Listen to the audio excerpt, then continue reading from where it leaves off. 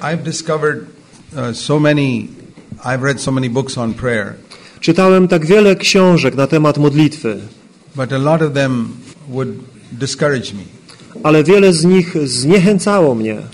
And through the years I've said, Lord, I really want to see the secret of how you prayed to the Father. I przez lata modliłem się, Panie, pokaż mi ten sekret Twojej modlitwy do Ojca. It was in simple faith. To w prostej wierze. In dependence upon his Father for everything. I takiej postawie zależności od Ojca w każdej jednej sprawie. We cannot pray unless we have a sense of need in our life. Nie będziemy się modlić, jeśli nie mamy takiego głębokiego poczucia, że jest w naszym życiu jakaś potrzeba. I have sometimes used this example in India. Często w Indiach posługuje się takim przykładem. Supposing a rich man, his child is very sick and he has a huge hospital bill. Wyobraź sobie, że jest jakiś bogaty człowiek, jego dziecko zachorowało i otrzymuje taki ogromny rachunek ze szpitala. You need to understand that in India there is no free medical treatment. Musicie wiedzieć, że w Indiach nie ma bezpłatnej opieki medycznej. There is no free education. Nie ma bezpłatnej edukacji. Nothing is free. Nic nie jest za darmo. The country is very poor. Kraj jest bardzo biedny. And you have to pay for everything. I za wszystko trzeba płacić. So poor people can suffer a lot. Więc biedni ludzie naprawdę cierpią. Even if they go to a government hospital where it's supposed to be free, you have to give a bribe to the doctor to get something done. Nawet jeśli pójdą do publicznego szpitala, który powinien być bezpłatny, muszą dać łapówkę lekarzowi, żeby się nimi zajęto. So they may want to go to a better hospital where they get better treatment. Więc mogą chcieć iść do lepszego szpitala, gdzie otrzymają lepszą opiekę. If a rich person has someone sick in his home and has a big hospital bill. A więc jeśli mamy bogatego człowieka i ktoś jest chory w jego domu i otrzymuje ten wielki rachunek. Well, it's very easy for him. He just writes a check and that's paid. Dla niego nie stanowi to problemu. Wypisuje czek i sprawa załatwiona. But when a poor person has to go and gets a big hospital bill. A gdy biedny człowiek zachoruje i on dostanie taki wielki rachunek, he doesn't have so much money in his bank account. Nie ma pieniędzy na swoim koncie w banku. If he's a believer, jeśli jest wierzącą osobą, he has to pray. Musi się modlić. So you can see the difference. The rich man has no sense of need there. He doesn't need to pray. A więc bogaty człowiek, gdy ktoś zachoruje, nie ma takiego poczucia, że on musi się modlić. If he prays, it's just a formality, it's a ritual. Jeśli się pomodli nawet, to dla niego taka formalność, rytuał. When that poor man prays and says, Lord, please provide my need that I can pay this amount. Ale biedny człowiek będzie modlił się z taką świadomością, Panie, daj mi ten, żebym mógł zapłacić ten rachunek. From a sense that I cannot do without your help. On wie, że on bez pomocy Bożej nie jest w stanie tego sam zrobić. And that is always the best way to pray. I to jest najlepsza droga modlitwy. And it's not just in the matter of money. To nie chodzi tylko o pieniądze oczywiście. God is a good God. Bóg jest dobrym Bogiem. And I have seen through 50 years of my life. I przez 50 lat mojego życia that God takes care of his children. Widziałem, jak Bóg troszczy się, opiekuje się swoimi dziećmi. Widziałem to w najbardziej ubogich wioskach Indii. Jeśli ufasz Bogu, to On się o ciebie zatroszczy. W tak wielu różnych sferach życia widziałem, jak Bóg zaopatruje te potrzeby swoich dzieci. So where people have so many resources and things like that, there's not that sense of need. A więc wszędzie tam, gdzie ludzie mają wiele różnych środków do życia, mają takiej świadomości potrzeby. I find in many countries in Europe, when they say they trust God, they're actually trusting the government. Widzę w wielu krajach Europy, że gdy ludzie mówią, że ufają Bogu, tak naprawdę pokładają ufność w swoim rządzie. In a country like India, where there's no such thing as pension for old people, they have to trust God. Ale w krajach takich jak Indie, gdzie ludzie nie dostają żadnej emerytury, muszą polegać na Bogu. So we need to ask ourselves, when I pray, więc musimy zadać sobie pytanie, gdy się modlimy, do I really feel that if God doesn't help me, I'll be finished? Czy mamy taką świadomość, że jeśli Bóg nam nie pomoże, to jesteśmy skończeni? Now, you may live in a country where financially you have no need because the government takes care of education, pension, medical bills, etc. Możecie myśleć, że mieszkacie w kraju, gdzie macie zapewnioną emeryturę i bezpłatną edukację i do szpitala możecie iść i nie płacicie za to. But I'm using that as an example for our spiritual life. Ale mówię o tym, aby zilustrować pewną prawdę w naszym duchowym życiu. If I have a sense of need, I will cry out to God for help. Jeśli mam tą świadomość potrzeby, będę wołał do Boga. For example, even to share the word of God. Nawet kiedy na przykład mam dzielić się Słowem Bożym. I can depend on my cleverness and preach God's word. Mogę polegać na moim rozumie i głosić Boże Słowo. I can depend on my experience and preach God's word. Albo mogę polegać na moim doświadczeniu kaznodziejskim i głosić Słowo. I can be helpless and say, Lord, I want you to give me a word all the time. Albo mogę być świadomy swej słabości i modlić się za każdym razem. Panie, daj mi słowo. And I learned a lesson from the way Jesus fed the multitude with bread. Nauczyłem się pewnej lekcji z tej historii, gdzie Jezus nakarmił tłumy chlebem. You know the story of Jesus feeding the 5,000 men. Znacie tą historię, gdzie Jezus nakarmił 5,000 mężczyzn. And there were many women and children also. I tam również było mnóstwo kobiet i dzieci z nimi. That means there may have been 10,000 people there, 5,000 men plus women and children. Gdybyśmy dodali jeszcze kobiety i dzieci, może tam było 10,000, może więcej. Now, if you were there, gdybyście tam byli, how would you organize the distribution of food? w jaki sposób zorganizowalibyście rozprowadzenie tego chleba? I know how I would do it. Ja wiem, jak ja bym to zrobił. I would say, we want some volunteers to distribute food. Zawołałbym ochotników. Mówię, potrzebujemy ochotników, którzy będą chcieli rozprowadzać jedzenie. 10,000 people here, we need at least 200 volunteers. Mamy 10,000 ludzi, więc jakieś 200 ochotników proszę. Then we can do it quickly. Więc wtedy moglibyśmy to szybko załatwić. Each person serves 50 people. Każda osoba 50 usłuży. But God says, my ways are not your ways. Ale Bóg mówi, moje drogi to nie wasze drogi. My thoughts are not your thoughts. Moje myśli to nie wasze myśli. One of the greatest lessons I have learned in 54 years as a believer. Jedną z największych lekcji, jakich nauczyłem się w ciągu moich 54 lat bycia wierzącym człowiekiem, God's ways are not my ways. to, że Boże drogi to nie są moje drogi. I always think in terms of efficiency. Ja zawsze myślę w takich kategoriach efektywności. Which is the quickest and most efficient way to do it? Jak najszybciej i jak najbardziej efektywnie należy to zrobić. God is not thinking of that. Ale Bóg nie myśli w taki sposób. So he does not ask for volunteers. Więc On nie prosi ochotników. He asked his 12 disciples to distribute the food. Pan Jezus prosi swoich 12 uczniów, aby oni roznieśli to jedzenie. Just calculate that. When 12 Policzcie to, disciples 12 uczniów, have to distribute to 10,000 people. którzy muszą obsłużyć 10,000 osób. You know how much that comes to? Wiecie, ile to wychodzi na jednego? 800 people. Each person must give to 800 people. 800 osób na głowę. Każdy z nich musi obsłużyć 800 osób.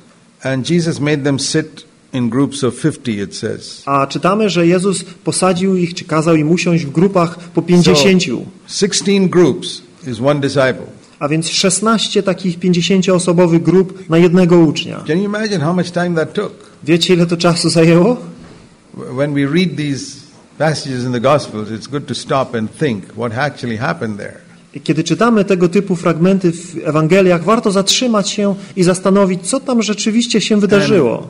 I say, Lord, this is amazing. I want to learn something of your ways from this. I ja mówię, Panie, to jest niesamowite. Ja chcę nauczyć się z tego Twoich dróg. And one of the lessons is God does not use volunteers to serve him. I jedna z lekcji, jaką wyciągam z tego, to taka, że Bóg nie korzysta z ochotników, którzy Mu służą. Nawet dzisiaj.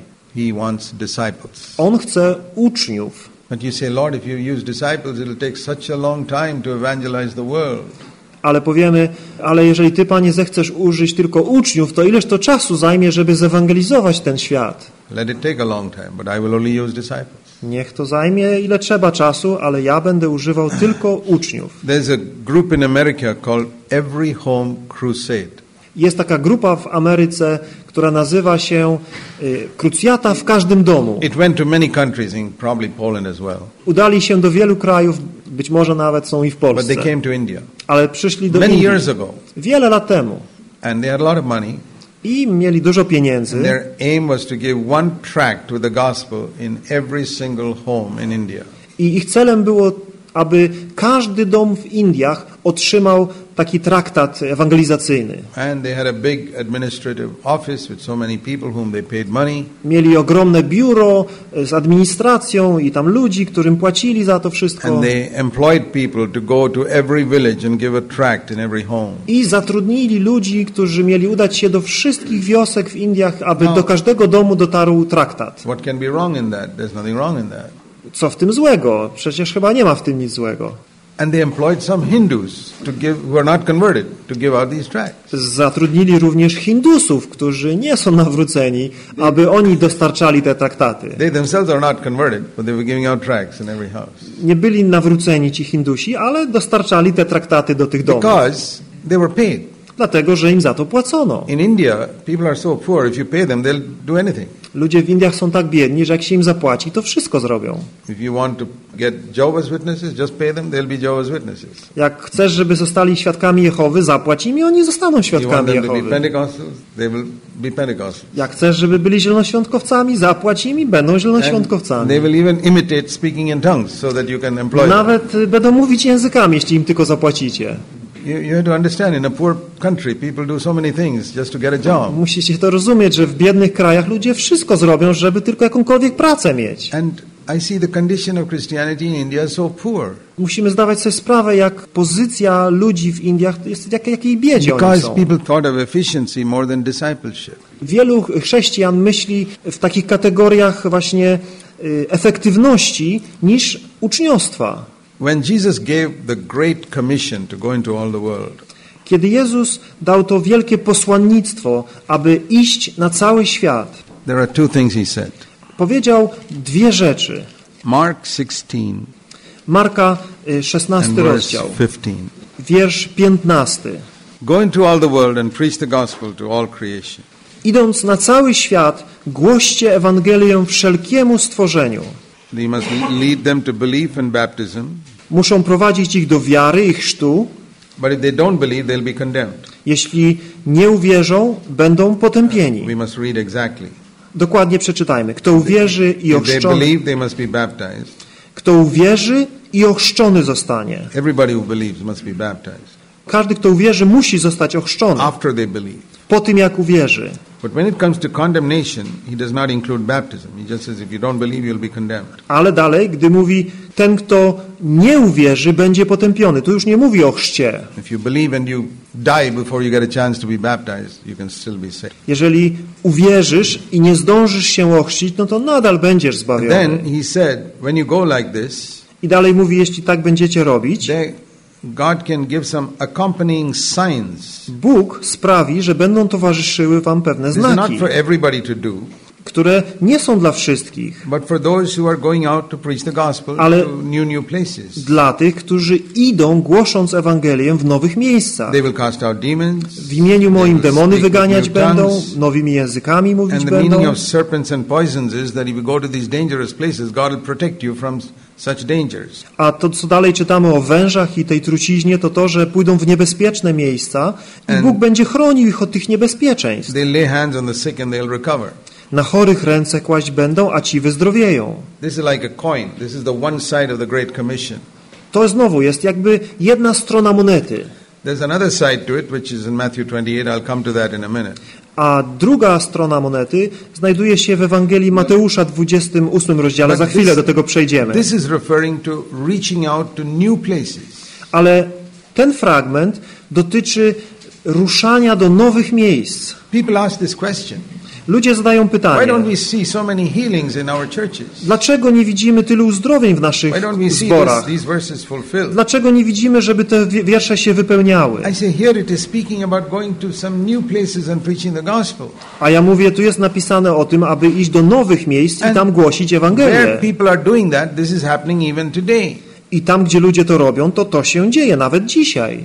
See, we have two churches in India which we planted in villages where there was no church for 2000 years. Mamy dwa zbory, które założyły nowe zbory w miejscu, gdzie nie było żadnego zboru od 2000 lat. There was no Christian there for 2000 years. Od 2000 lat tam żadnego chrześcijanina nie było. Nobody ever went there with the gospel. Nigdy nikt tam się nie udał wcześniej z Ewangelią. Now we have churches in both those places. Ale teraz w obu tych miejscach są And we zbory. have conferences there with hundreds of people praising the Lord. I mamy tam konferencje, gdzie setki ludzi zgromadza się i chwali naszego And Pana. in such places, I w takich like a miejscach, new area, w nowych jakichś God miejscach, has to do some signs like this. Bóg musi uczynić nawet takie znaki. So if you go to a new place, A więc gdy pójdziesz do in nowego a village miejsca, in India, do wioski w Indiach and you don't know how to cast out a demon, i nie wiesz jak wypędzać demona, you will not be able to solve some problems there. to nie rozwiążesz problemów, które tam Because się there are znajdują. demon-possessed people. Gdyż tam są ludzie opętani przez demony. And it's no use speaking to them. I nie ma sensu z nimi You have to rozmawiać. cast out the demon first. Trzeba wypędzić najpierw z nich demony.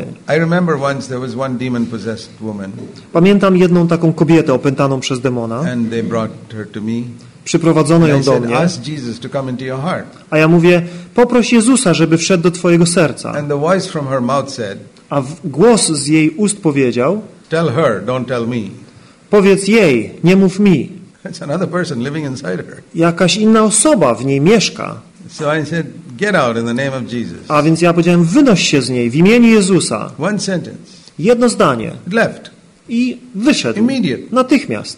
Not because of me, because they're afraid of the name of Jesus. Nie dlatego, że się bały mnie, bały się And imienia Jezusa. then I told her, I wtedy powiedziałem jej, ask Jesus to come into your heart. zaproś Jezusa do serca. She did that. I ona to zrobiła.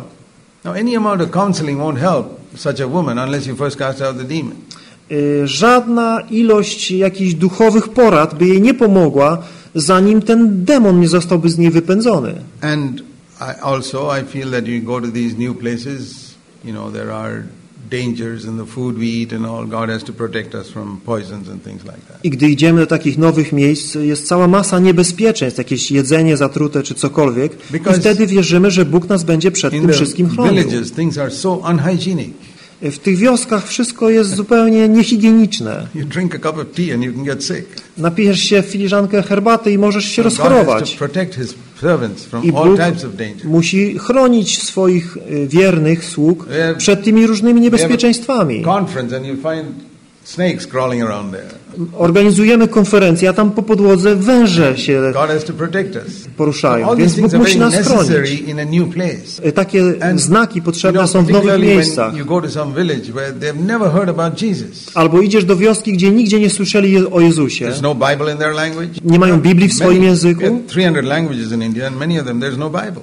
Mamy 300 języków w Indiach i wiele z nich nie ma przetłumaczonej They've never Biblii. heard of a Bible. Nigdy nie słyszeli nawet o They've Biblii. never heard the name Jesus. Nigdy nie słyszeli imienia Jezusa. I heard somebody once went to one village Słyszałem o jednej osobie, która udała się do pewnej wioski. and they asked one preacher I pytają and he asked somebody, have you heard of Jesus? I ten kaznodzieja pyta się kogoś, He said, czy słyszałeś o Jezusie? He said, no, go and try the next village, maybe there. Nie, mówi, idź może do drugiej wioski, może tam znają Jezusa. There's no Jesus here.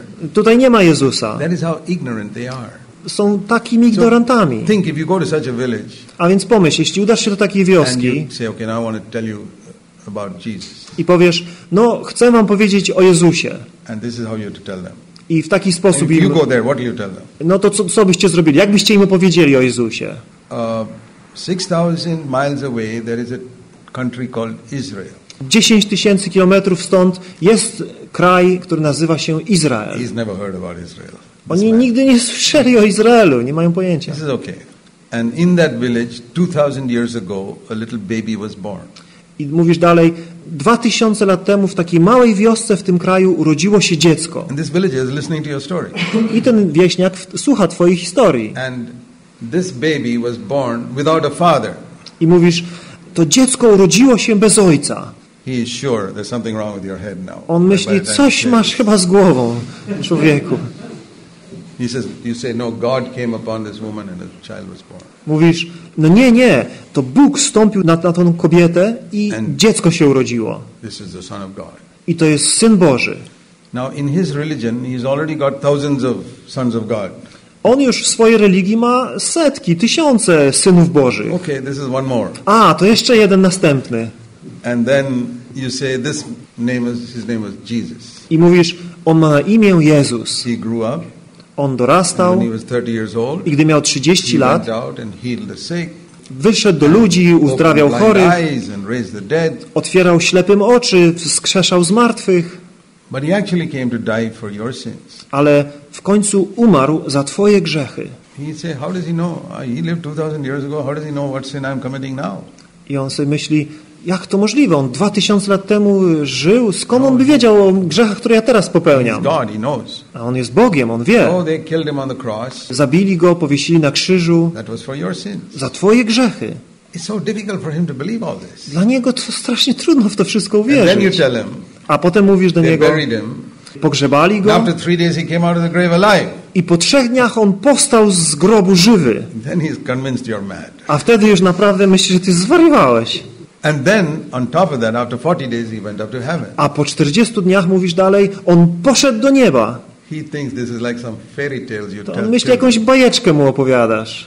How do you make him believe the gospel? Jak sprawisz, żeby uwierzył Ewangelii? Some of us are born in homes where Bible is accepted. We think this is all easy. Wielu z nas urodziło się w domach, gdzie znamy Biblię. So, Dla nas to wszystko the takie next jasne, thing you do to oczywiste. tell, you say Jesus is alive. A więc mówisz mu, Jezus żyje. And now, this is the end of the message. I will prove to you that he is alive. A teraz koniec mojego głoszenia. Udowodnię ci, że On żyje. Bring your demon-possessed people here, Przyprowadź tutaj tych, którzy są opętani przez demony, whom nobody could deliver. których nikt nie mógł All wyzwolić, your gods could not deliver them. których twoi bogowie nie mogli wyzwolić. In the name of Jesus, they'll be delivered. W imieniu Jezusa będą uwolnieni. That is how they come to faith. W taki sposób ci ludzie dochodzą do wiary. Oh, Jesus is alive. A, Jezus żyje. That's why he said these signs are necessary. Dlatego Jezus mówi, te znaki są konieczne. Sick are healed. Chorzy będą uzdrowieni. I will never go to a village in India to preach the gospel if I don't believe I can cast out demons. Nigdy nie poszedłbym do żadnej wioski w Indiach, aby głosić Ewangelię, gdybym nie był przekonany, że Jezus będzie wypędzał You demony. can go to cities and all in Europe where you have to teach them intellectually about the gospel. Możecie udać się do wielu miast Europy, gdzie można intelektualnie przekazywać So this Ewangelię. is very important. Ale to jest bardzo ważne. But it is in new areas. Ale w nowych miejscach. But once people have come to Christ, Ale gdy ludzie już uwierzą w then Chrystusa, we go to Matthew 28. idziemy do Ewangelii Mateusza That is 28 the other rozdziału. side of the gospel. To jest druga strona tej monety Ewangelii. And that is I to polega na tym, że make disciples in every nation. czyniąc uczniami we wszystkich A narodach. disciple is a learner and a follower. Uczeń jest kimś, kto uczy się i A naśladuje. disciple of Jesus is one who wants to understand more about Jesus and wants to follow in his footsteps. Uczeń to ktoś, kto chce poznać Jezusa, dowiedzieć się jak najwięcej o Jezusie i naśladować Jezusa, wstępować w Jego ślady. So this new person whose sins are forgiven, A więc ta nowa osoba, której Bóg przebaczył we grzechy, tell him, now you have to walk in Jesus' footsteps every day. mówimy jej, teraz musisz wstępować w ślady Jezusa każdego dnia. Jesus didn't save you just to go to heaven. Jezus nie zbawił cię, żeby teraz zabrać cię zaraz do nieba. He saved you to be a witness for him on this earth. Powołał cię i zbawił cię, abyś był Jego świadkiem na tej ziemi. Not just to speak about him with your lips, Nie tylko, żebyś o Nim mówił swoimi ustami, but to show by your life ale byś pokazał to swoim życiem, that you're a different person. że jesteś inną osobą. That is how we will draw others to Christ. W taki sposób pociągniemy innych do Chrystusa. So we have to teach him how to be a disciple, A więc musimy go nauczyć, w jaki sposób stać się which is i być so uczniem. many things. Jest tak wiele rzeczy, które muszą poznać. You have to learn, if you're a woman, how to submit to your husband. Jeśli to jest kobieta, musi nauczyć się posłuszeństwa i And poddania if wobec you're męża. if you're a man, you must learn how to stop hitting your wife and loving her and serving her. A jeśli jest to mężczyzna, to musi nauczyć się przestać bić żonę i służyć jej i kochać ją. Overcome anger. Don't get angry with your wife. Przezwyciężać swój gniew, nie wściekać się na żonę. And you must show by your life that you're absolutely honest in your work, that you don't cheat in money matters. Musisz pokazać, jak w pracy jesteś uczciwy, nie oszukujesz w kwestiach finansowych. That, like I heard one example, Słyszałem inny that przykład, if you're selling fish, że jeśli sprzedajesz ryby, you put one basket, say this is today's fish, and your another basket, this is older fish.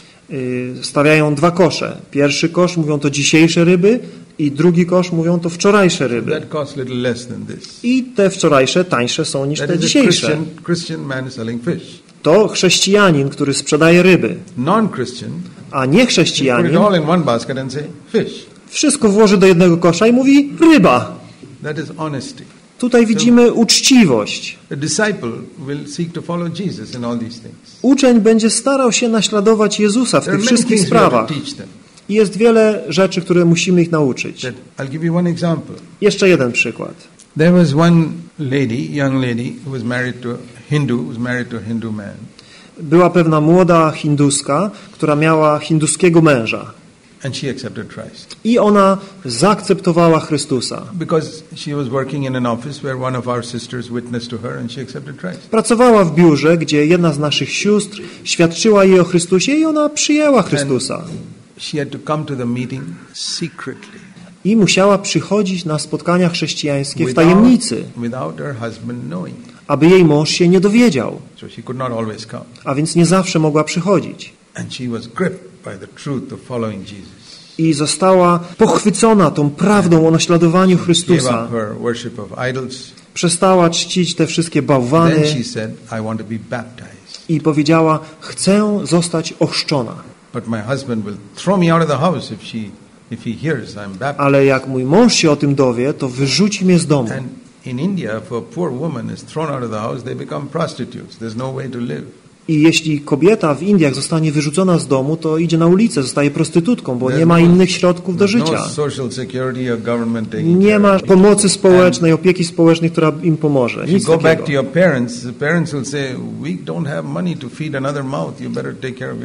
Pójdzie do rodziców, a oni powiedzą, nas nie stać, żeby kolejną gębę wyżywić, musisz sama sobie radzić.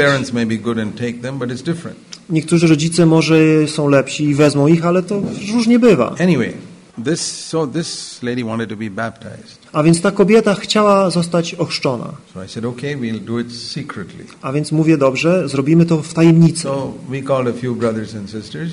Zawołamy kilku braci i siostry. Just very few. Naprawdę niewielką grupę. In our church we had a baptism tank, we baptized. Mamy baptysterium w naszym zborze, więc tam ją ochrzcimy. And when she came for her baptism, i gdy przyszła do chrztu, she had this Hindu mark on her forehead. Miała ten taki znaczek na czole hinduski, złotą biżuterię. Tak to wygląda w Indiach. Tą piękną suknię i to wszystko. Wszystko to z siebie zdjęła, starła tą kropkę i założyła białą szatę i przystąpiła do chrztu. Ochrzciłem ją i mówię do niej tak. Załóż tam to wcześniejsze ubranie. Wszystkie całą swoją biżuterię. I tą kropeczkę zrób na czole. God sees you without all that. Bóg widzi cię bez tego wszystkiego. But we don't want you to be thrown out by your husband. Ale nie chcemy, by mąż cię wyrzucił na ulicę. God will understand. Bóg zrozumie. So don't worry that you wear all these things. Więc nie martw się, że to wszystko masz na sobie. God sees you without it all. Bóg widzi cię bez tego wszystkiego. So she went back. Więc wróciła do domu. Show your husband. Ale mówię do niej, pokaż swojemu mężowi, że twoje życie się zmieniło. Bądź teraz uległą żoną. Nie głoś mu kazań. I on zobaczył w niej zmianę. Nie wiedział, że została ochrzczona, ale zrozumiał, że ona doszła do wiary w Jezusa Chrystusa. I w końcu dowiedział się, że przychodzi do naszego zboru. Ale był pod takim wrażeniem jej przemienionego życia. I wcześniej już widział wielu chrześcijan i wiele zborów i widział, jacy to hipokryci. I mówił, życie tych chrześcijan jest gorsze niż życie Hindusów. So he told his wife finally. Więc w końcu powiedział swojej żonie, I'll allow you to go to only one church. Pozwalam ci chodzić tylko do jednego zboru. That is Zakponen's church. You can go there. Do Zakaponena, tylko tam możesz chodzić. But no other church. Ale do żadnego innego. And He used to bring her on the scooter 9:30 in the morning, leave us for church service. 9:30 na skuterku ją przywoził na nabożeństwo. And come at 11:30 to pick her up to go back home. I 11:30 przyjeżdżał, żeby ją zabrać do domu. It's amazing how he changed just because he saw her behavior. Niesamowite, jak też on się zmienił, po prostu widząc zmianę w jej postępowaniu. They didn't have any children. Nie mieli dzieci. And they adopted one small baby. I zaadoptowali sobie jedno dziecko. And he told his wife, i on powiedział swojej żonie: we have to pray for this baby in your church. Musimy modlić się o to dziecko w twoim kościele. And I will come with you. Więc ja pójdę z tobą. And I will come with you to the front and we'll pray for the baby. Podejdziemy razem do przodu i będziemy modlić się o to nasze dziecko. I want brother Zach to pray for the baby. Chcę, żeby brat Zach pomodlił się o to dziecko. So he came to the church. A więc przyszedł z nią do zboru. And we prayed for the child. I modliliśmy się o to dziecko. And little by little he started coming regularly himself. I powolutku sam zaczął regularnie przychodzić. That is the result of teaching people to be disciples. To jest rezultat tego, jak uczymy, aby stali się uczniami Jezusa. Nie głosiła kazań swojemu mężowi. Ona była świadkiem, a nie tylko składała świadectwo.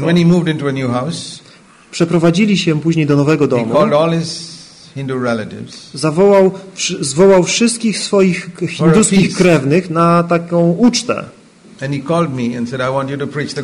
I zawołał mnie i mówi: chcę, żebyś im głosił wszystkim Ewangelię. W taki sposób czynimy uczniami w Indiach. A więc to nie wystarczy, że nawrócił się, idzie do nieba, więc teraz idziemy gdzieś indziej. Jezus mówi, gdy nawrócą się, to teraz czyńcie ich uczniami.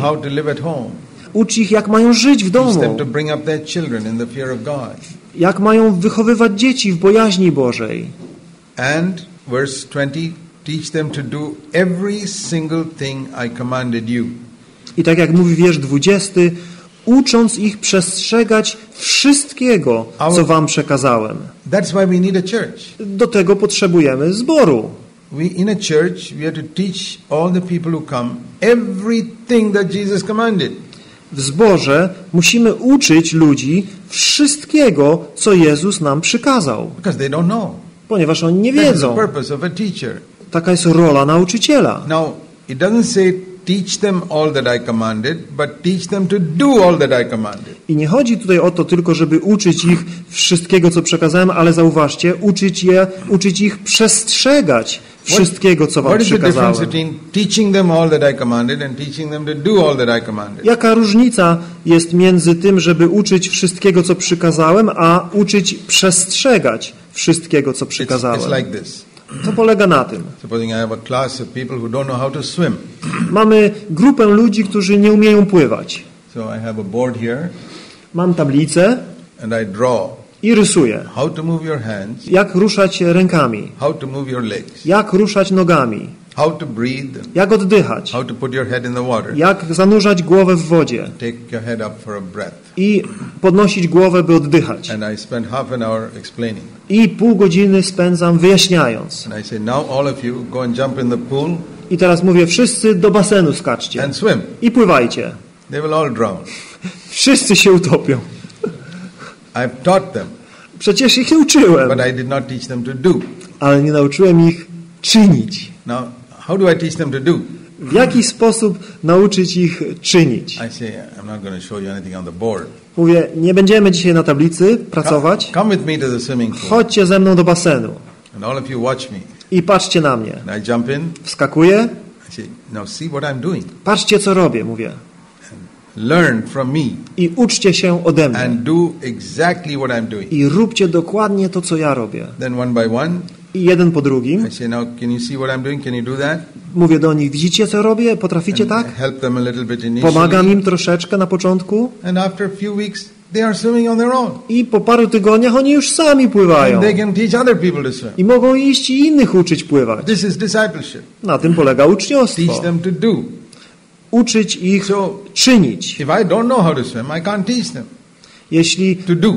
Sam nie potrafię pływać, to nie jestem w stanie nauczyć ich tego. To teach them on the blackboard, anybody can do, even if it doesn't know how to swim. O, na tablicy to każdy może uczyć pływać, nawet jak sam nie umie pływać. So what is it to teach everything that Jesus has commanded? A więc co to znaczy uczyć, przestrzegać wszystkiego, co Jezus przykazał?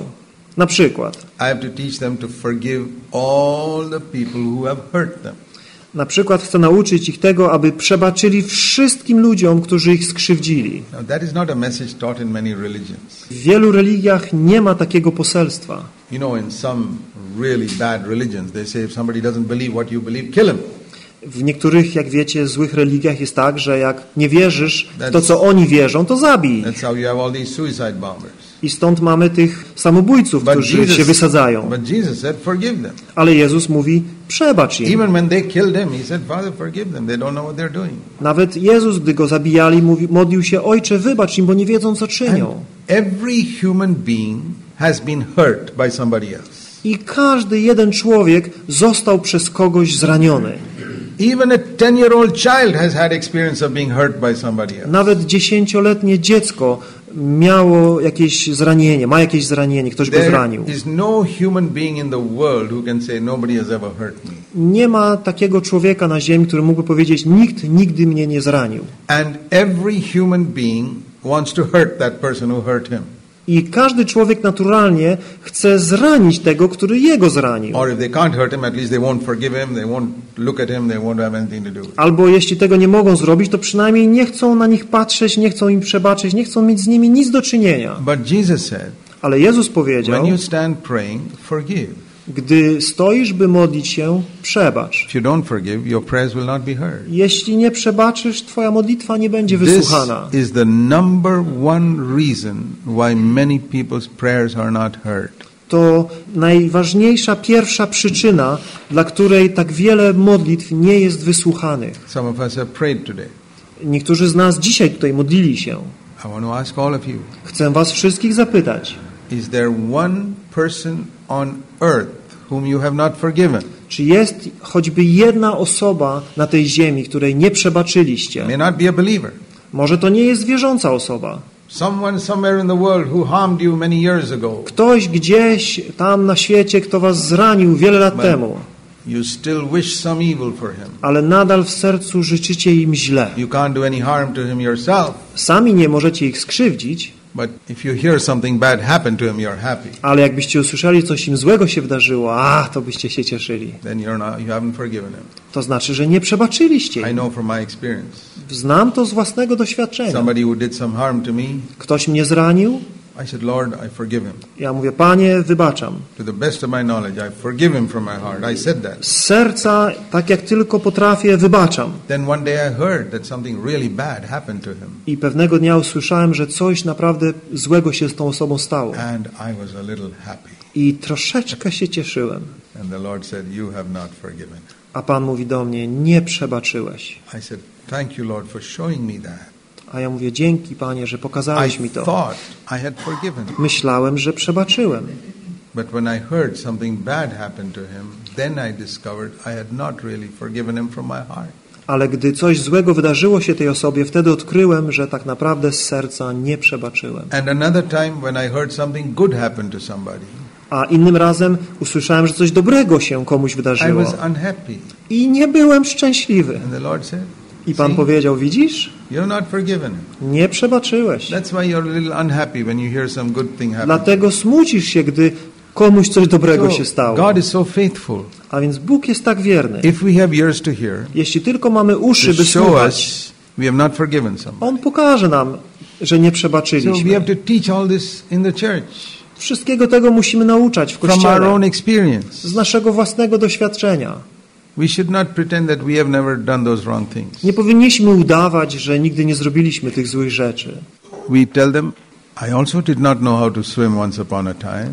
Mówimy, ja też kiedyś nie potrafiłem pływać. I was also afraid of the water. Też się bałem wody. But now I can go in. Ale teraz mogę wejść do wody. Don't be afraid. God will help you also. Nie bój się, Bóg też ci pomoże. So it's good to say I also could not forgive somebody, but God gave me grace to forgive them. Tak samo mówimy, miałem problem, żeby komuś przebaczyć, ale Bóg dał mi łaskę, by to uczynić. And we must teach them, you must forgive everybody. I musimy nauczać, musicie przebaczyć wszystkim. You don't have to go and visit them. Nie musisz ich odwiedzać. Jesus didn't go visiting all the Pharisees who hated him. Jezus nie odwiedzał wszystkich faryzeuszów, którzy go nienawidzili. If somebody is a troublesome person, jeżeli jest ktoś, kto robi różne problemy, how can you have peace with him? W jaki sposób możesz z nim mieć pokój? Don't visit him. Nie odwiedzaj go. If you visit him, there'll be more trouble. Jak go odwiedzisz, to będą kłopoty. So don't go. Więc nie chodź tam. But forgive him. Ale przebacz mu. Love him. Kochaj go. If you see him on the street, greet him. Jak zobaczysz go na ulicy, to pozdrów But you go. don't have to go visiting his house. Ale nie musisz do niego do domu chodzić. There'll be again an argument and fight. Bo będzie znowu kłótnia i walka. So we need to explain. Forgiveness does not mean you have to keep visiting their house. Musimy wyjaśnić tym ludziom, że przebaczenie to nie oznacza, że teraz siedzisz u niego ciągle w domu. We must forgive. Z serca masz przebaczyć. That's just one thing that Jesus taught. To jedna z rzeczy, którą Jezus uczył. Then Jesus said, we must not love money. Jezus też powiedział, nie miłujcie pieniędzy. That is very difficult to be free from. Bardzo trudno się z tego uwolnić. But if you battle it, you can overcome it. Ale jeśli z tym walczysz, to możesz to przezwyciężyć. Everybody loves money. Wszyscy kochają pieniądze. Some people think only rich people love money. Niektórzy myślą, że tylko bogaci lubią pieniądze. We have many beggars in India. Mamy wielu żebraków w Indiach. All of them love money. Wszyscy oni kochają pieniądze. If you give them a small coin, dasz im malutką monetę nawet. They say, what is this? Oni mówią, co to jest? They want more. Chcą więcej. I have never seen a beggar who does not love money. Nie widziałem żebraka, który by nie kochał pieniędzy. Poor people love money. Biedacy kochają pieniądze. Rich people love money. I bogacze kochają But if you pieniądze. want to follow Jesus, ale jeśli chcesz podążać za Jezusem, you cannot love money and God. Nie możesz kochać mamony i Boga. You can have money. Możesz mieć pieniądze. But that must be your servant. Ale one muszą być twoim sługą. You know, like it says in heaven, the streets are made of gold. Jak czytamy, w niebie ulice są ze złota. That means in heaven gold is under your feet. A więc w niebie złoto jest pod stopami. On earth they make a crown and put gold on your head. Na ziemi robią koronę ze złota i wkładają sobie na głowę. That is one difference between earth and heaven. To różnica między niebem a ziemią. On earth gold is on the head, in heaven gold is under the feet. Na ziemi złoto na głowie, a w niebie złoto pod stopami. And I say Jesus has prepared heaven for those who have learned to put gold under their feet now. Jezus przygotował niebo dla tych, którzy tutaj na ziemi nauczą się położyć bogactwa pod swoimi stopami. You don't have to throw it away. Nie musisz tego wyrzucać. You don't have to close your bank account. Nie musisz zamykać wszystkich kont bankowych. Put it under your feet. Ale połóż to bogactwo pod stopy. Make it your slave. Uczyń z niego sługę. Don't let money control you. You control money. Nie pozwól, by pieniądze ciebie kontrolowały, ale ty kontroluj pieniądze. How do we know what is controlling us? W jaki sposób możemy wiedzieć, co nas kontroluje? God or money? Bóg czy pieniądze? It's very easy to find out. Bardzo łatwo się o tym dowiedzieć. When you're not in a meeting like this or a church service. Gdy nie jesteś na takim spotkaniu jak to, czy w zborze, what do you think about most of the time? O czym myślisz większość czasu? That is your God. To jest twój Bóg. When you come to a meeting, of course, you have to think about God and the Bible. Gdy przyjdziesz na spotkanie, to oczywiście, że myślisz o Bogu, o Biblii. But when you're not in a meeting, ale jak nie jesteś na spotkaniu, when you're not at work, when you're at work 8 hours, you have to think about your work. No jak jesteś w pracy, no to myślisz o pracy, wszystko w porządku wtedy. But when you're not at work and not in a meeting, ale jak nie jesteś w pracy, nie jesteś na nabożeństwie, when you're free from other things at home, jesteś wolny od różnych spraw domowych, what is your mind thinking about? Gdzie krążą twoje myśli? When you go to bed at night, what is your mind? Kładziesz się spać, o czym myślisz? What you think about most in your free time is your God.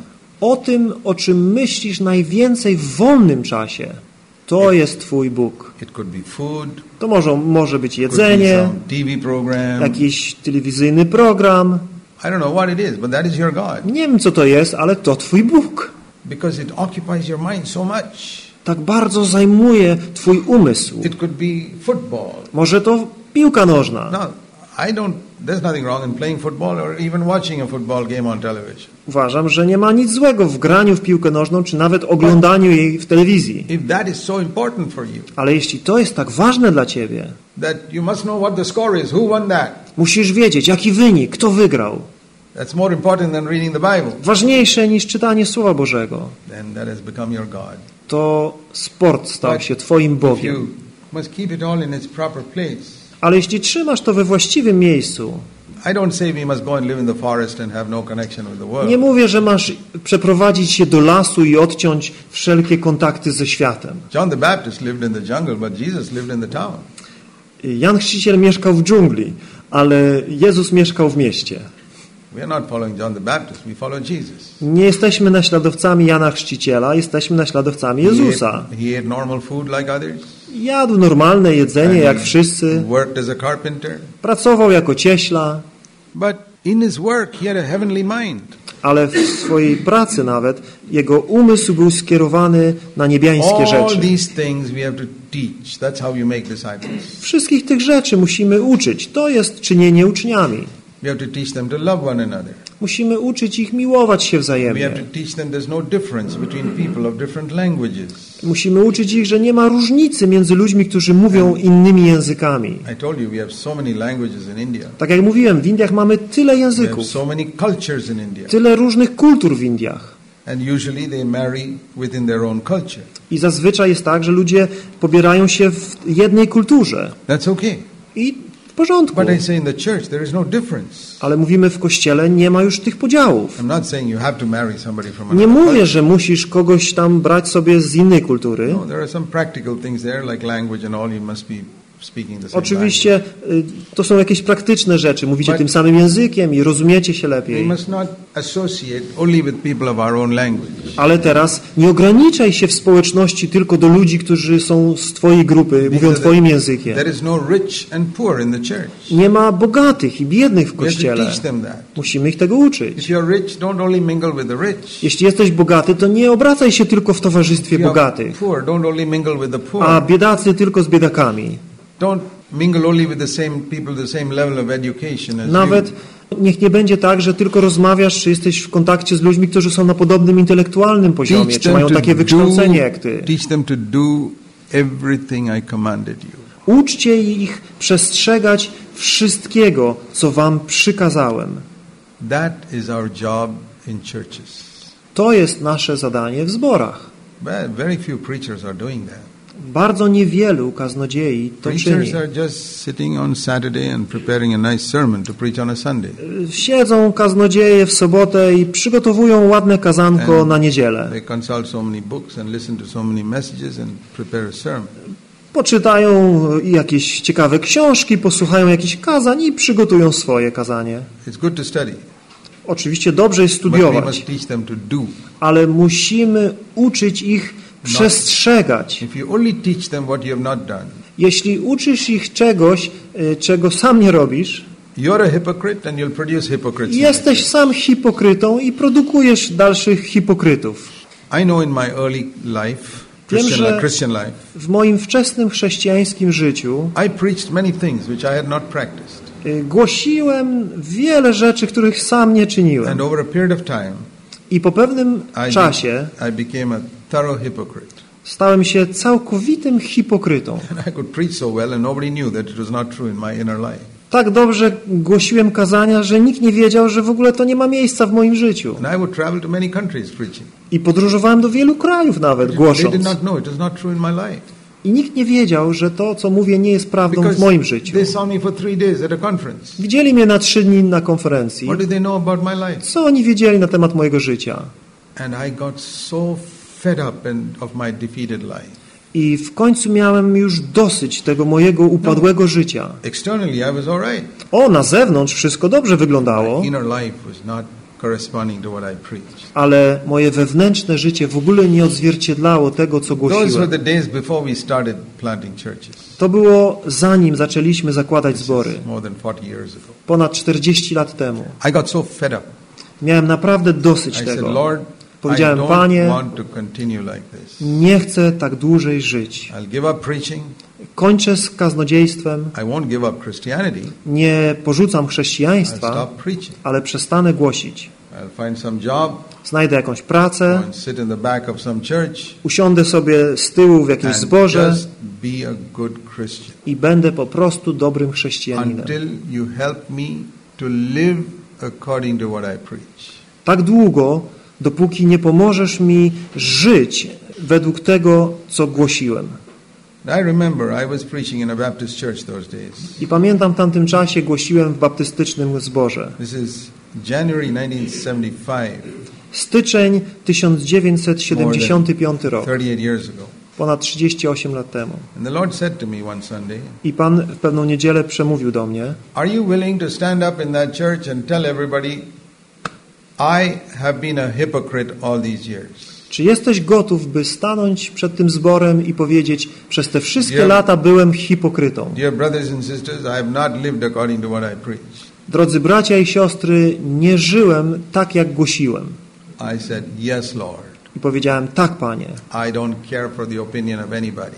Nie interesuje mnie opinia kogokolwiek. I want you to be happy with my life. Chcę, abyś Ty był zadowolony z mojego życia. That was the day God met with me. To był dzień, w którym Bóg się ze mną spotkał. Filled me with the Holy Spirit again. Wypełnił mnie na nowo swym świętym duchem.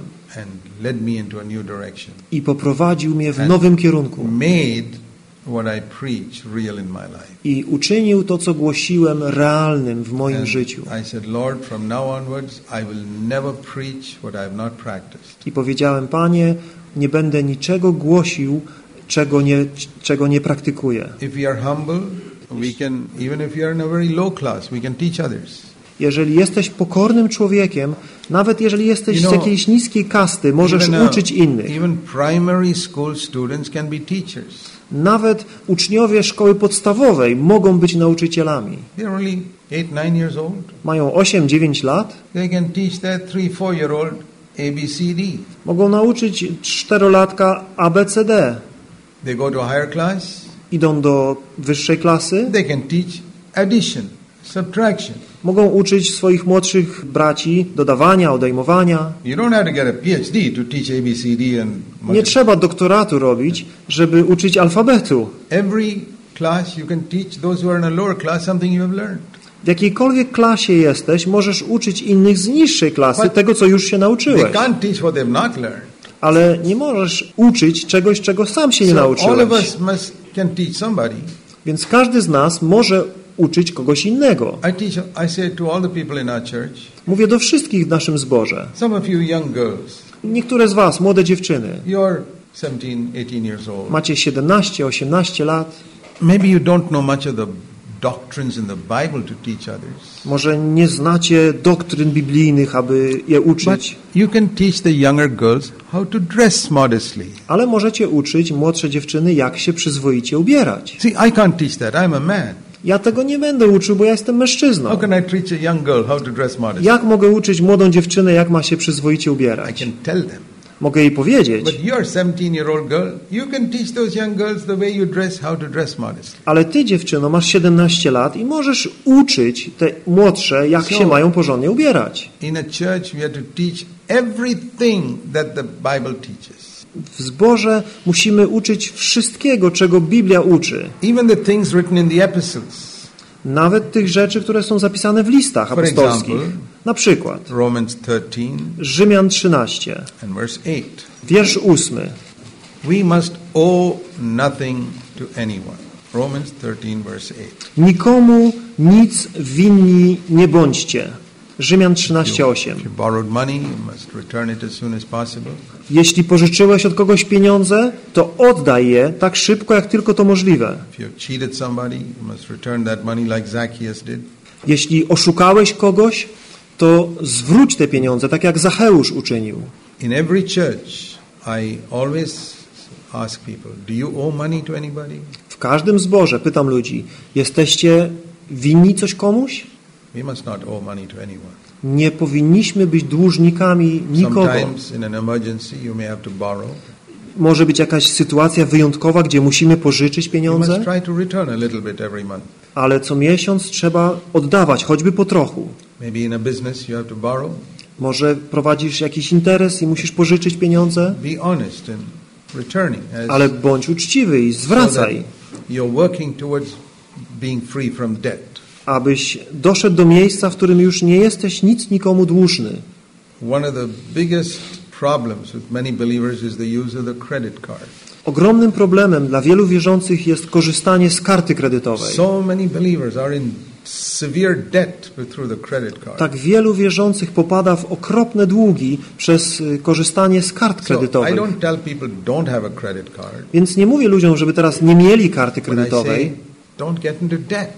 Ale mówię, nie daj się wciągnąć w długi. They allow you 1 month to pay it without rent, without interest. Korzystaj z karty, tam ci pozwalają, żebyś przez miesiąc nie płacił odsetek, a następnie spłać to. Otherwise your interest will keep on getting more and more. Jak tego nie zrobisz, to będziesz miał wyższe i wyższe odsetki. And after 4-5 years you'll be so heavily in debt. A po 4-5 latach będziesz pogrążony w długach. That has happened to długach. so many people in America. Tylu ludzi znam takich właśnie w takiej sytuacji w Ameryce. So I say, if you cannot control your expenditure, then you should not have a credit card. Więc jeśli ktoś nie potrafi kontrolować wydatków, wtedy nie powinien mieć karty kredytowej. If you're paying it off every month, ale jeśli spłacasz wszystko co miesiąc, wtedy korzystaj z tego. These are the things we have to teach. Own To proste rzeczy, które musimy uczyć. Nikomu nic winni nie bądźcie. Now many people don't bother about these things. Wielu ludzi w ogóle się nie przejmuje takimi sprawami. A najważniejsze, że przychodzisz do zboru, zaśpiewamy piosenki, mamy fajną muzykę, pośpiewamy sobie. No i oczywiście pamiętaj, żeby dziesięcinę zapłacić. To my tego nie uczymy. Jezus nikogo nie uczył, żeby dawał dziesięcinę. Nie uczył tego swoich uczniów. Do faryzeuszów powiedział w Ewangelii Mateusza, wy musicie płacić dziesięcinę. Wy dajecie dziesięcinę nawet z tych najdrobniejszych rzeczy, z kopru i mięty. Ale gdy do uczniów mówił, to nie mówił, macie dawać dziesięcinę. Mówił, dawajcie. Więc my uczymy ludzi dawać, a nie dawać dziesięcinę. I uczymy, tak jak Słowo Boże mówi, dawajcie radośnie. 2 Koryntian 9. Bóg miłuje hojnego, radosnego dawcę. Robimy różnicę między Starym a Nowym Przymierzem. How much do you give? W Starym Testamencie jest ważne, ile dajesz. Minimum 10%. Minimalnie 10%. In the New Covenant, w Nowym Przymierzu it is not how much you give, nie ile dajesz, but how you give. Ale jak dajesz. Cheerfully. Z radością. Secretly, without your left hand knowing what your w tajemnicy, aby twoja lewa ręka nie wiedziała, co prawa czyni. Without the pastor or anybody knowing how much you aby give. pastor i ktokolwiek inny nie wiedział, ile dajesz. That's why in our church we just keep a box. Dlatego w naszym zborze mamy tylko skrzyneczkę, so that people can give secretly. aby ludzie mogli tam wrzucić w tajemnicy. We don't put a bag in front of them saying, come on, give. Nie chodzimy z torbą i dawaj, dawaj. But then they can't give secretly. Bo wtedy nie mogą dać w tajemnicy. Then they have to disobey Jesus and give. Muszą być nieposłuszni Jezusowi i dać, jak ktoś patrzy. Jesus said, your left hand must not know what your right hand a Jezus mówi, twoja lewa ręka ma, czy twoja prawa ręka nie ma wiedzieć, co lewa. I find in every church they are teaching people to disobey Jesus. I w każdym zborze widzę, jak uczą ludzi, by nie słuchali Jezusa. Not only your left hand knows it, but the person sitting here, nie tylko twoja lewa ręka wie, co ty robi, twoja prawa, ale i ten, co obok siedzi, widzi. I jeszcze inni widzą, co robią. Protestant churches are teaching people to disobey God. W protestanckich kościołach uczą ludzi nie być nieposłusznym Bogu. Secretly, w tajemnicy. Cheerfully. I radośnie. I say when you say you must pay your 10%. Nie uczymy, musisz dać 10%. That's not cheerful. To nie jest radosne. And the other thing I say is the third thing. I jeszcze jedna rzecz. Don't do business with God. Nie rób sobie interesów z Panem God Bogiem. is not a businessman, he's a father. Pan Bóg nie jest biznesmenem, On jest ojcem. What is the meaning of doing business with God? Co mam na myśli, mówiąc o robieniu interesu z Bogiem? Lord, I'll give you money, you must reward me. Panie, ja daję Ci pieniążki, więc teraz mnie nagrodź. So all these television preachers say. Ci cali kaznodzieje telewizyjni tak mówią. They call it seed money. Mówią, to jest ziarno, pieniądze, ziarno. You give this, zasiejesz, God will heal your sickness. Bóg uzdrowi chorobę. What is that? Is he a God, a doctor who collects fees for healing you? Co to jest? Bóg jest takim lekarzem, który potrzebuje opłaty, żeby kogoś uzdrowić? Jesus never did that. Jezus czegoś takiego nie robił. You know, sometimes these big healers come to Bangalore. Czasami ci wielcy uzdrowiciele przyjeżdżają do Bangalore. From America, z Ameryki albo skądś inąd. So they have all the leaders come together to have a big meeting. Zgromadzają wszystkich przywódców, aby takie wielkie spotkanie zorganizować. And in the beginning they used to call me also. I na początku też do mnie dzwonili, żebym przyszedł. I always say I won't come. A ja mówię, ja się nie wybieram. And I say I'll tell you why. Ale coś wam powiem. I won't come. Nie przyjdę. I say if I buy a DVD player from a shop. Na przykład, jeśli kupię odtwarzacz DVD ze sklepu Or say 5,000 rupees. za 5,000 rupii And I bring it home. I przyniosę do domu. And it doesn't work. I nie działa. I take it back. To zanoszę go z powrotem. That Hindu shopkeeper ten hinduski sprzedawca will give me back my money. Zwróci mi pieniądze. Because it's not working. Bo nie działa. Now you are conducting this big meeting. Wy organizujecie to wielkie spotkanie. I tell the pastors. I mówicie pastorom, and there'll be 100,000 people there. Że tam będzie setki tysięcy ludzi. In India you get like that 30,000, 40,000, 50,000. W Indiach tak, można zebrać 30-40 tysięcy ludzi. Jak ogłosicie, że wielki amerykański uzdrowiciel przyjechał, to mnóstwo chorych przyjdzie. And before he prays for healing, i zanim się pomodli o uzdrowienie, so many people go with buckets to collect money. Idą z tymi wiaderkami, żeby zbierać pieniądze. They go around collecting money. Chodzą, zbierają pieniądze. And there are some Hindu men.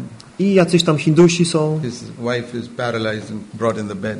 Jego żona sparaliżowana, przyniesiona na łóżku. Bo widział to ogłoszenie, uzdrowiciel przyjeżdża do miasta. I Hindusi mają takie zrozumienie, że jak dasz Bogu pieniądze, to on się cieszy. Więc podjeżdża wiaderko i 5,000 rupii wrzuca tam. Jakieś $100. W Indiach to mnóstwo pieniędzy. On daje te pieniądze, bo chce, żeby ta jego żona sparaliżowana była uzdrowiona. Zebrali pieniądze. Kaznodzieja modli się o chorych. I żona tego człowieka nie została uzdrowiona. Zabiera ją z powrotem. Następnego dnia ten Hindus przychodzi do kaznodziei. And says, I put 5,000 rupees in the bucket, but I didn't get any result.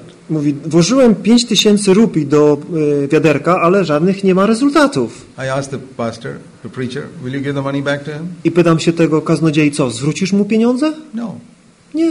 That Hindu shopkeeper returned the money to me when the DVD player did not work. Ten hinduski sprzedawca zwrócił mi 5,000 rupii, kiedy mój odtwarzacz DVD nie działał. Your Christian preacher, your prayer did not work. Why don't you return the money? A ty, chrześcijański kaznodzieja, twoja modlitwa nie zadziałała i nie zwrócisz mu pieniędzy? I say that Hindu shopkeeper is more righteous than you. Ja mówię, ten hinduski sprzedawca jest bardziej sprawiedliwy niż ty. That is why I will not sit on the platform with for your meetings. Dlatego nie będę siedział na podium ze wszystkimi twoimi przywódcami. Deceiving the people. Bo ty zwodzisz ludzi. If you want to have the meeting, don't collect money. Jak chcesz mieć zgromadzenie, to nie zbieraj pieniędzy. And actually heal the sick. I tak naprawdę uzdrów chorych. Then I will support it. Wtedy będę cię wspierał. And if they're not healed, you must apologize to them. A jak nie będą ludzie uzdrowieni, to ich przeproś. So much of deception. Tyle zwiedzenia. And there are so many Christians just keep quiet about it. I tak wielu chrześcijan po prostu nic o tym nie mówi. I tell you, in India, I'm like a only voice speaking against this all the time. W Indiach jestem chyba jedynym głosem, który wciąż przeciwko temu mówi. I speak against it on the internet, I speak against it everywhere. Mówię przeciwko temu w internecie i gdziekolwiek mogę. I'm not saying everybody should speak against it.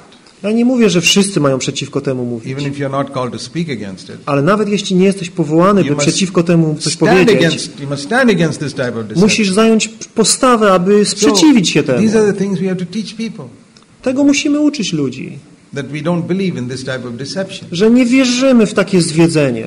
Teach them to do what I commanded you. Czyńcie to, co wam przykazałem, mówi Jezus. Teach them to give secretly. Uczcie ich, aby dawali w tajemnicy, aby dawali ochotnie.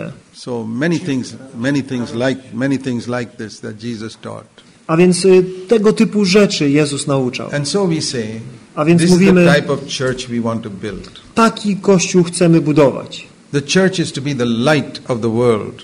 Kościół ma być światłością świata. When Jesus was here, he was the light of the world. Gdy Jezus był tutaj, On był światłością Now świata. the church is the light of the world. Teraz Kościół jest światłością świata. So when people looked at Jesus, A więc gdy ludzie patrzą na Jezusa, he could say to them at the end of his life, mógł powiedzieć do nich na końcu życia, if you have seen me, you have seen the Father. jeśli mnie widzieliście, widzieliście Ojca. I want to put two verses together. Chcę połączyć dwa wiersze. The first is John 14 Pierwszy to Ewangelia Jana, 14 rozdział, and verse 9. wiersz 9. You know, Philip said in verse 8, show us the Father, and that's enough for us. Filip John w wierszu 14:8. 8 mówi, Panie, pokaż nam Ojca, a wystarczy nam. And Jesus said, A Jezus odpowiedział the mu, last part of verse 9, if you have seen me, you have seen the Father. druga część wiersza 9. Kto mnie widział, widział Ojca. So think of this. Pomyślcie o tym. He who has seen me has seen the Father. Kto mnie widział, widział Ojca. That was Jesus' ministry. To była służba Jezusa, To explain the Father. aby objawić Ojca. See John 1 and verse 18. Ewangelia Jana, 1 rozdział, wiersz John 18. 1:18. No one has seen God at any time. Boga nikt nigdy nie widział, But Jesus, the only begotten Son who is in the bosom of the Father, he has explained him.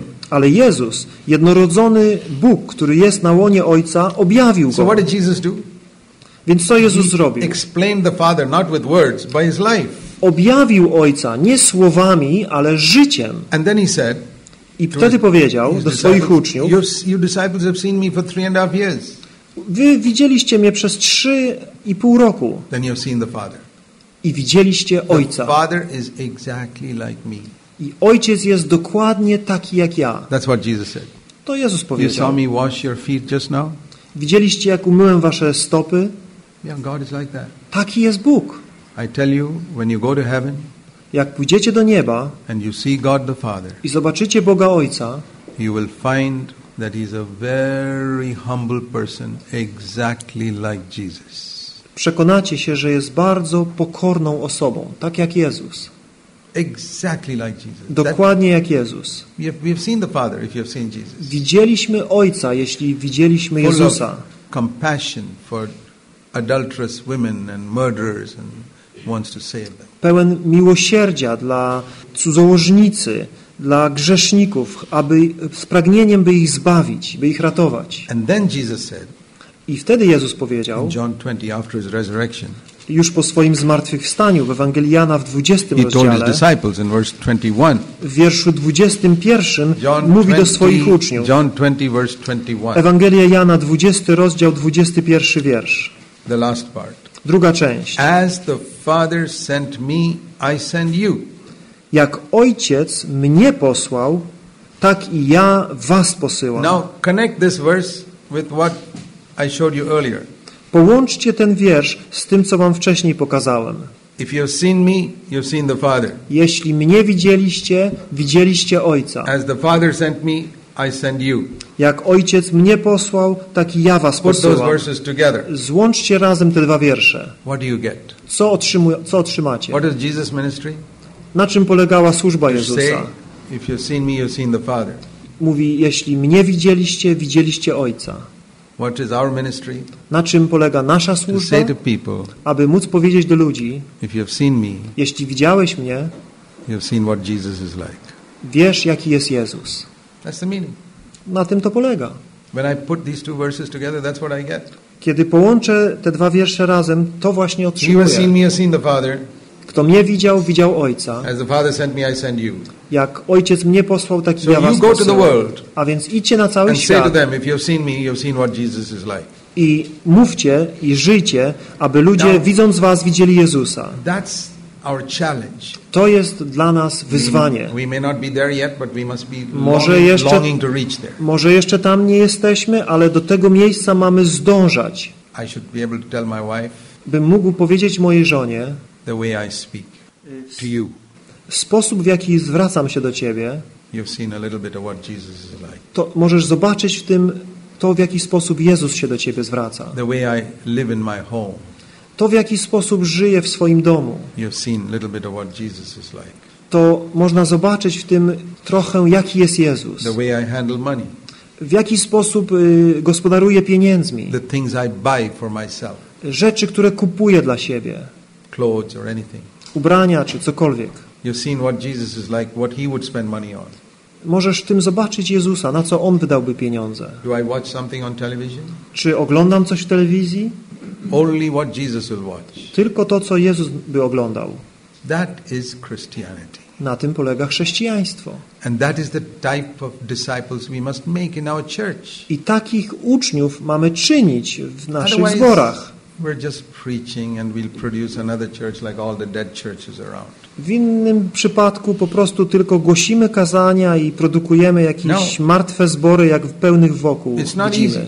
Nie jest to łatwe. And we may preach to 100 people and only 10 people may come out like this. Możesz głosić do 100 ludzi i być może tylko 10 stanie się takimi prawdziwymi uczniami. That's fine. W porządku. You know that out of 7 billion people in the world today, wiecie, że z 7 miliardów ludzi żyjących dzisiaj na ziemi, most of them are going to hell. Większość z nich idzie do piekła. There's no doubt about it. Nie ma wątpliwości co do tej sprawy. Popatrzcie na Polaków. Most of them are going to hell. Większość z nich idzie do piekła. Why does God allow so many people to go to hell? Dlaczego Bóg pozwala, aby tak wielu ludzi szło do piekła? Because he wants a few people who will really choose him and become like Jesus. Ponieważ On szuka tych niewielu, którzy prawdziwie wybiorą Go i staną się tak jak Jezus. I say, Lord, you're willing to produce so many billions of people just to get a few people who will be like Jesus in heaven? Więc mówię, Panie, Ty dałeś życie miliardom ludzi, aby wybrać tylko kilku, którzy będą jak Jezus, aby się znaleźli w niebie? Yes. Tak. So I'm not disturbed if I preach to 500 people in a church and only 10 of them want to be disciples, fine. I nie przeszkadza mi to, że głoszę do 500 ludzi w zborze, ale tylko 10 z nich staje się prawdziwymi uczniami i naśladowcami Jezusa. Znam jasno moje powołanie, czynić uczniami. Raz powiedziałem Panu, I don't want to go around the world trying to find people who want to go to heaven. Nie chcę podróżować po świecie, aby szukać ludzi, którzy chcą iść do nieba. I have no interest in that. Nie jestem tym zainteresowany. Everybody wants to go to heaven. Wszyscy chcą iść do nieba. I don't want to find such people. A więc nie chcę szukać takich ludzi. I want to find those few people who want to follow Jesus on earth before going to heaven. Chcę znaleźć tych kilku ludzi, którzy chcą naśladować Jezusa na ziemi, zanim pójdą do nieba. That's what we have tried to do in India. To staramy się czynić w Indiach. And I'm not saying that everybody in our church is like that. I nie mówię, że wszyscy w naszych zborach są właśnie tacy. Every church when we begin, we try to gather people like that. Gdyż jak zaczynamy zbór, to staramy się takich właśnie ludzi zgromadzić. In the beginning there are only 3, 4, 5 people. Kiedy na początku jest 3, 4, 5 osób. We say we want to be disciples of Jesus. I mówimy, chcemy być uczniami Jezusa. What happens as the church grows? Gdy ten zbór rośnie, somebody invites their brother. Ktoś zaprosi brata, and his family, jego rodzinę, and somebody's sister and her family, i siostrę i jej rodzinę, and somebody's friend, i przyjaciół. And they say they accept the Lord. I mówią, przyjęliśmy Pana. Born again. Jesteśmy nowonarodzeni. But they don't have the same passion to be disciples of Jesus. Ale już nie mają tej samej pasji, by być uczniami Jezusa. So what shall we do? Co mamy z nimi zrobić? Tell them, go away? Mamy im powiedzieć, wynocha? No, I don't do that. Nie robimy tego. Because Jesus said, him that cometh to me, I will never cast out. Gdyż Jezus powiedział, tego, kto do mnie przychodzi, ja nie wyrzucę precz. So I receive everybody who comes. Więc przyjmujemy każdego, kto przychodzi. But I see two things in John chapter 6. Ale widzę dwie rzeczy w Ewangelii Jana w 6 rozdziale. W Ewangelii Jana w 6 rozdziale, he said in verse 37, w wierszu 37 Jezus mówi, the last part, the one who comes to me, I will never cast out. Tego, który do mnie przychodzi, nie wyrzucę precz. So I follow the same principle. Więc trzymam się tej samej zasady. Somebody comes to our church, I don't say go away. Ktoś przychodzi do zboru, nie mówię zabieraj się. But Ale we read in the remaining verses czytamy pozostałe wiersze, that Jesus preached so strongly że Jezus z taką mocą głosił, that verse 66, some of the disciples left him and said, we don't want this anymore. że w 66 wierszu czytamy, że wielu uczniów zawróciło i już z nim nie chodziło. So we see two things in this chapter. Więc widzimy dwie rzeczy w tym rozdziale. All those who came he received. Wszyscy, którzy przyszli, on ich przyjął. As he preached, some people left. Ale gdy głosił, niektórzy odeszli. So, we've also seen that. I też to widzimy. People come, ludzie przychodzą i słyszą to mocne zwiastowanie i się obrażają i odchodzą. I Jezus nie biegł za nim i nie prosił ich, proszę, wracajcie. On nigdy nie chodził za ludźmi, prosząc ich. Kiedy ten bogaty młodzieniec powiedział, ja nie mogę pożegnać się z moim bogactwem, Jezus powiedział, proszę bardzo, idź. O, Jezus nie pomyślał, taki fajny, młody człowiek, muszę jakoś go zatrzymać. Nie powiedział mu, słuchaj, jak nie jesteś w stanie wszystkiego sprzedać, no to może 10% daj, a potem może 20%. Mówi, nie, chcesz iść, to idź. Somebody says, I've got to go and bury my father. Okay. Ktoś mówi, muszę jeszcze ojca pogrzebać. No okej, w porządku. He never forced anybody. Nikogo nie zmuszał nigdy. But he never lowered the standard. Ale nigdy nie obniżał standardu. If you come after me, you got to hate father, mother, brother, sister, everything. Jeśli chcesz pójść za mną, to musisz nienawiści mieć ojca, matkę, wszystko. Hate your own life. Nawet własne życie. Be my disciple. Bądź moim uczniem. I'll tell you, there are many preachers who start preaching like that. Jest wielu kaznodziei, którzy tak zaczynają głosić. You listen to them 15-20 years later. Słuchasz ich 15-20 lat później. Standard has gone down. I standard jest obniżony. The church has become a mixed multitude of all types of people. I zbór jest jakąś mieszanką różnego rodzaju ludzi. Because they felt if I preach discipleship, I'll have very few people.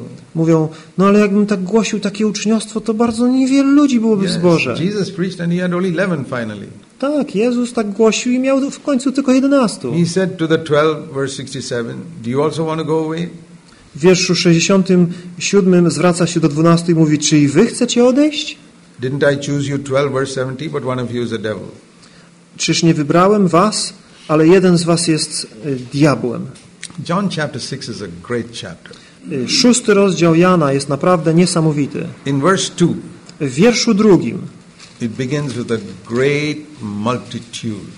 Czytamy, że szło za nim mnóstwo ludu. In verse 70, there are only 11. A w wierszu 70 jest tylko 11.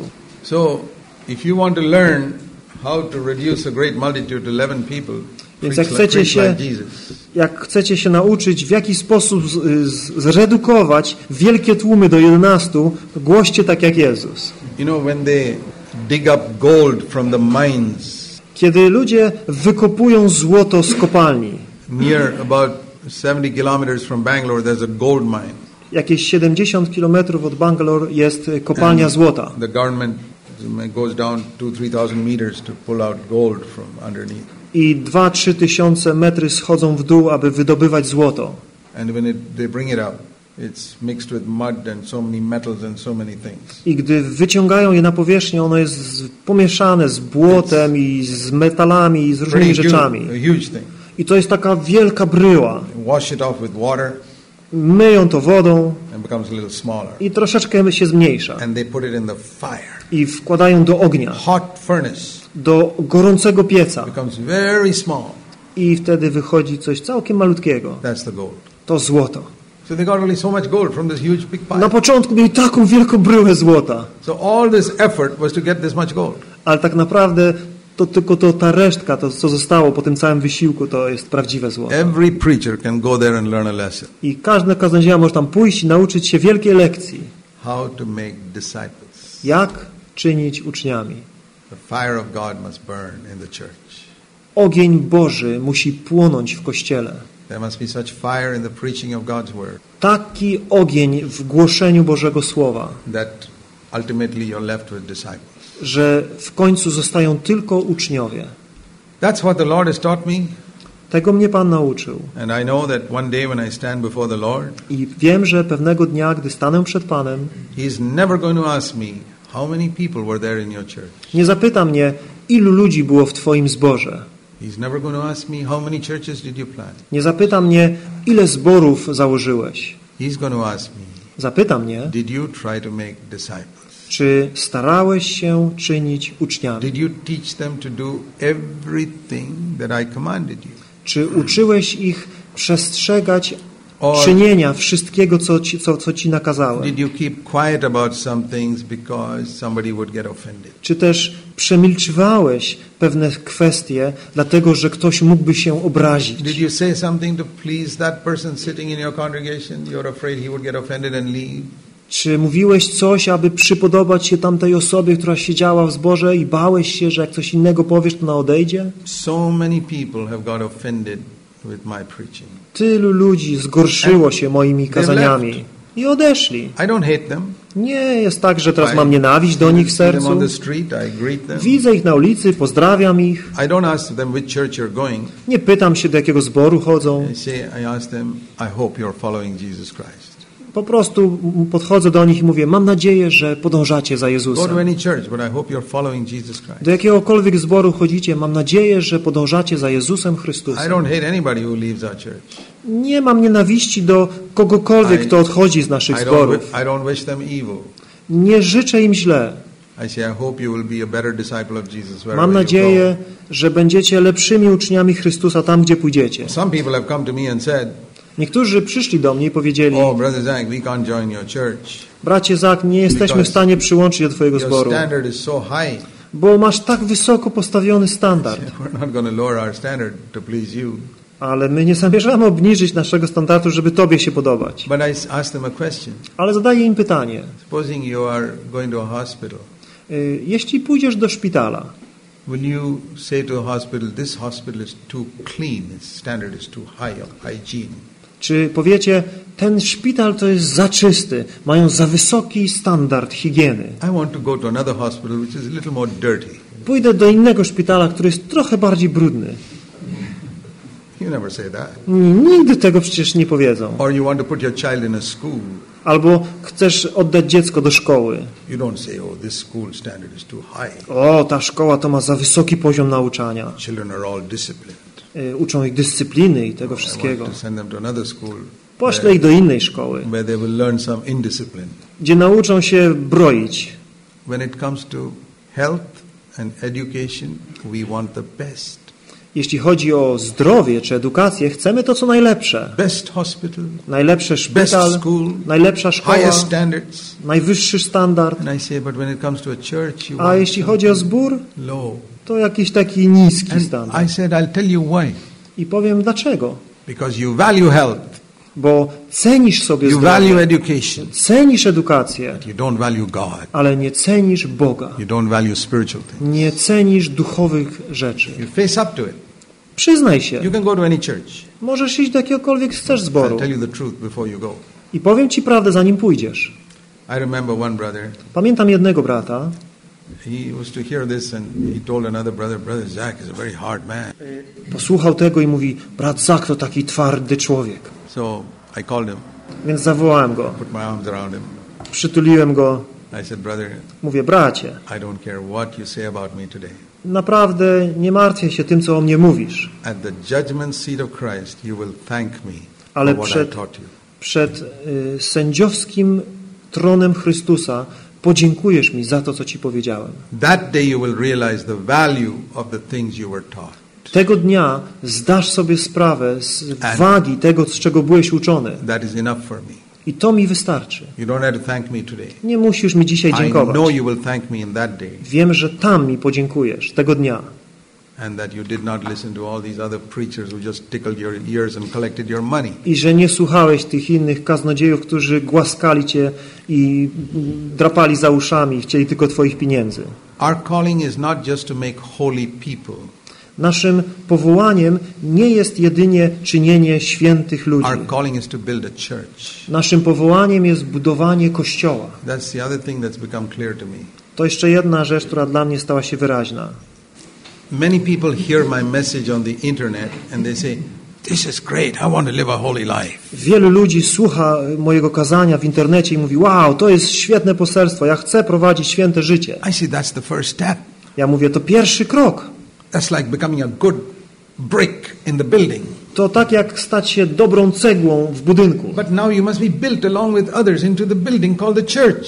I wtedy musisz znaleźć się w budynku z innymi cegłami, aby budować kościół. You know, in India, all our houses are built with bricks, red clay bricks. W Indiach wszystkie domy są zbudowane z takich glinianych, czerwonych cegieł.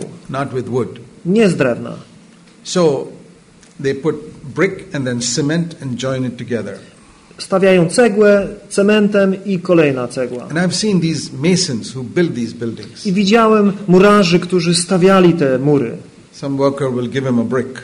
Jakiś pracownik poda cegłę and he will tap it with his shovel. I tą kielnią postuka w cegłę, to see whether it's a good, strong brick. Aby sprawdzić, czy to dobra cegła. And sometimes he feels it's not. I czasami wydaje mu się, że nie jest dobra, odrzuca, mówi, dawaj następną. He taps it. Stuka, dobra. I ustawia. So he wants only good bricks in the building. Chce tylko dobre cegły w budynku. So that is how Jesus builds his church. W taki sposób Jezus buduje Kościół. He doesn't want us to be just a good brick. Nie tylko chce, żebyśmy byli dobrą cegłą, built with other bricks. Ale chce, żebyśmy byli połączeni z innymi cegłami. So in India, a więc w Indiach, gdy chcą zbudować jakiś budynek, one truck will come and put 10,000 bricks there on the podjeżdża side of the road. ciężarówka i zrzuca 10,000 cegieł przy drodze, to build the building. Aby zbudować budynek. Now, if you leave those 10,000 bricks on the road, jeśli zostawisz te 10,000 cegieł przy drodze, w Indiach, every day the number will become less and less and less. Codziennie będzie ich mniej i mniej i mniej. Because somebody else is building his house, he likes. Bo ktoś inny też buduje dom i przydadzą mu się twoje cegły. So, if you leave it there, after some time it will all disappear. Jak je zostawisz na odpowiednio długi czas, to nic tam nie zostanie. But once you put it in the building and cemented it, nobody can take it. Ale jak już wstawisz do budynku i zacementujesz, to nikt ci nie zabierze. That is the advantage of putting a believer into a church. To jest korzyść z tego, by wstawić wierzącego do zboru, do kościoła. They are just individual holy people. Ale jeśli jesteśmy takimi indywidualistami świętymi, nie chcemy być połączeni z innymi w lokalnym zborze, diabeł przyjdzie jak te luźne cegły pozabiera. I tak wielu ludzi odpada od Chrystusa. Więc gdy ludzie przychodzą do nas zboru, ja mówię im ten przykład.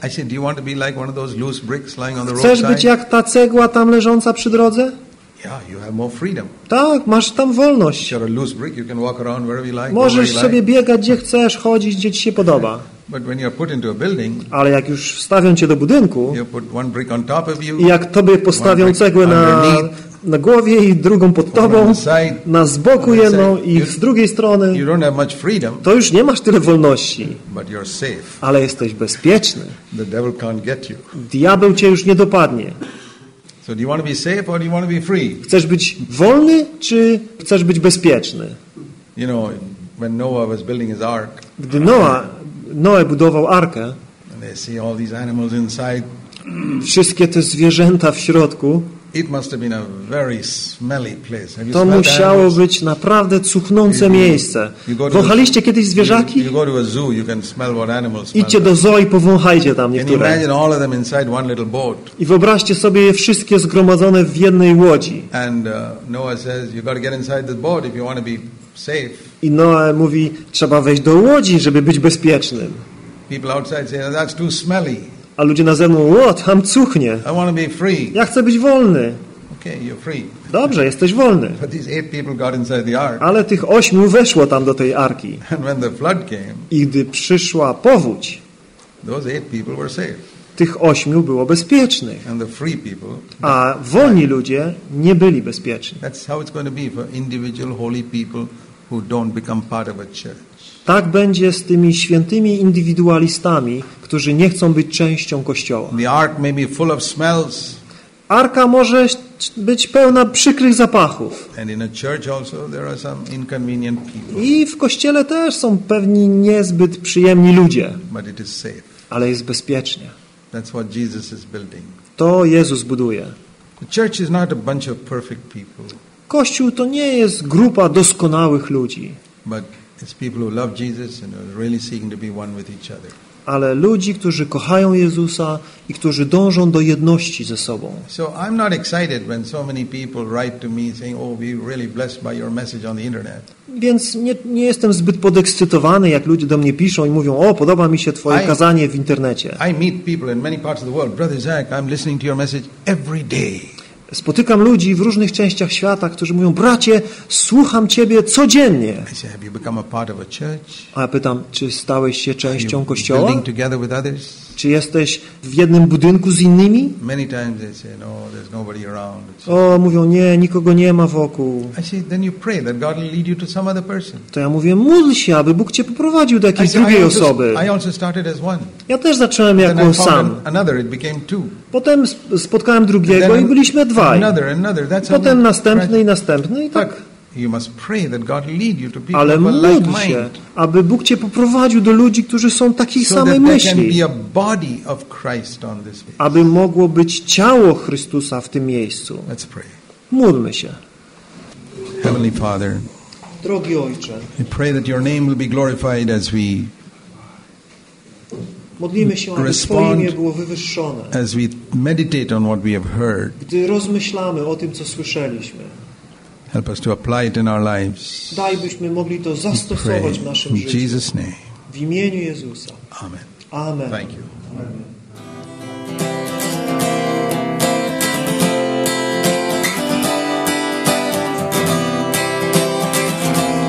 Twój pokój będzie, jak rzeka, i chwałę Bóg dam, gdy zakosztujesz tej wody, która wina ma smak. Poznasz pełnię miłości i radość, co trwa, wiecznego życia dla Ciebie On ma dar. Wszyscy szukajcie dziś Pana, wzywaj Go, póki jest czas. Niech niezbożny opuści swój grzech i niech powróci do dziś. Duże więc wszyscy pragnący, pójdźcie do wód życia pić. Przyjdź wina i mleka, w nim zdrój, przyjdź bez pieniędzy i win. Twój pokój będzie jak rzeka i chwałę Bóg da, gdy zakosztujesz tej wody, która wina ma smak. Poznasz pełnię miłości i radość, co trwa, wiecznego życia dla Ciebie On ma dar. Będziesz z radością już iść, pokój będzie Cię strzec i góry pagórki zanucą swą pieśń i drzewa klaskaniem swych rąk. Gdzie Bóg był, cyprysy wyrosną i pokrzyw nie będzie, lecz mit. Będzie to Panu ku sławie i czci, na Jego wieczny znak. Twój pokój będzie jak rzeka i chwałę Bóg dam.